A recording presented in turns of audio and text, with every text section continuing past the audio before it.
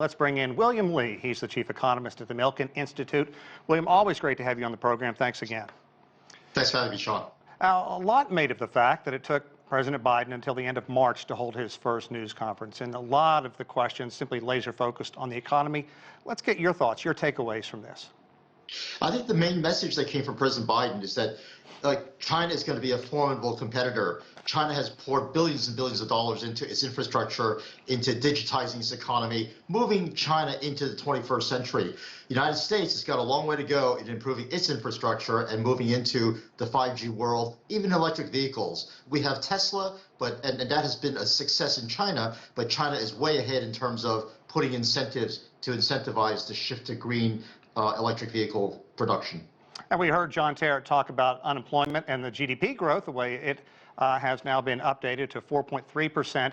In layman's terms, what does this mean? What should people be watching for moving forward?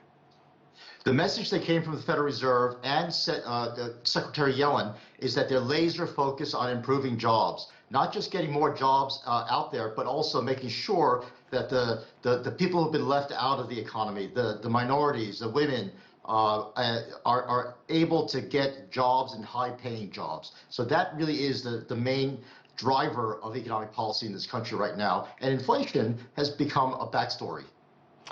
Expand on that.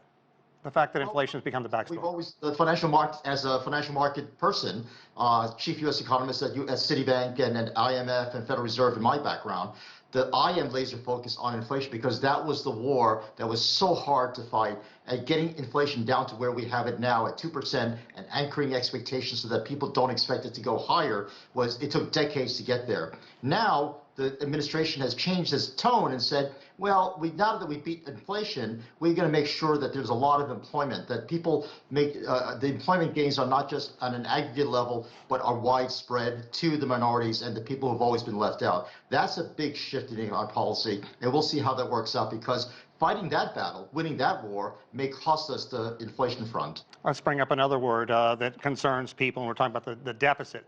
$1.9 trillion stimulus package just went through solely on Democratic support. That's a lot of money.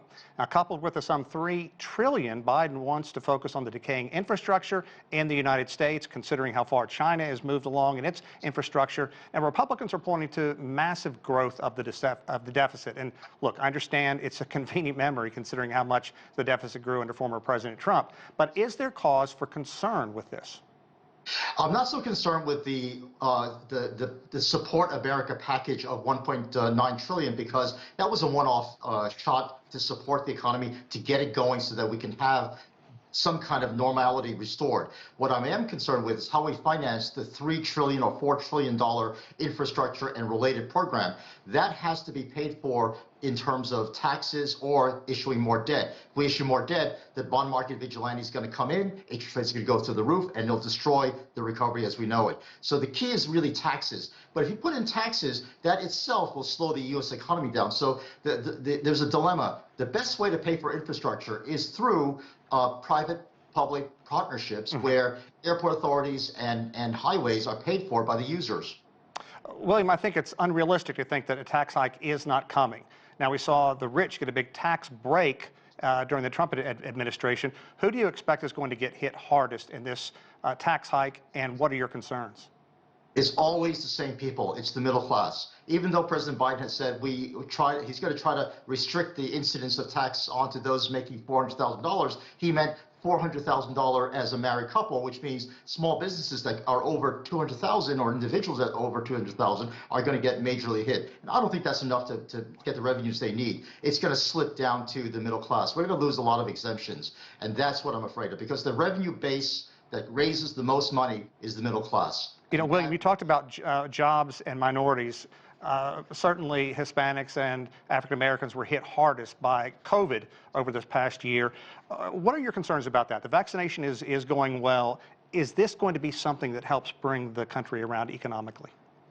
It has already, Sean. As you know, the vaccination schedule has been accelerated. We now have a new target of 200 million shots by the end of his first 100 days. And that is really going to be targeted toward spreading the vaccine out broadly to include the people in the rural areas, minorities, and people who have vaccination fears. They're going to try their best to overcome those vaccination fears, because the secret to getting this economy going is to prevent more of spread of the virus and to get rid of those lockdowns. William Lee, Chief Economist at Milken Institute, thanks as always. We appreciate it.